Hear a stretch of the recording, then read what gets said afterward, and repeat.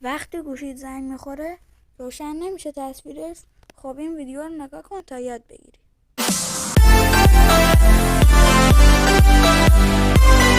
اومدیم به این ویدیو و برای آموزش وقتی گوشیت زنگ میخوره روشن نمیشه تصویرش میریم سراغ این ویدیو.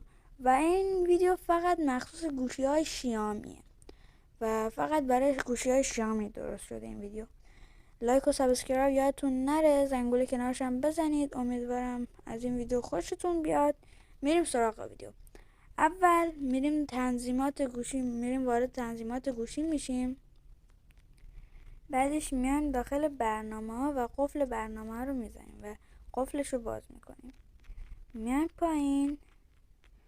پایین و تلفن رو که داخل قفل برنامه‌تون هست باید از قفل برنامه ها در بیارین تا بتونه وقتی گوشیتون زنگ میخوره درست بشه.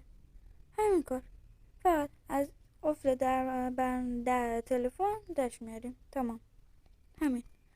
امیدوارم از این ویدیو خوشتون اومده باشه. لایک و سابسکرایب یادتون نره، زنگوله کنارش هم بزنید، به کانال من یه سر بزنید و همین. تا ویدیو بعدی، خدا نگهدار.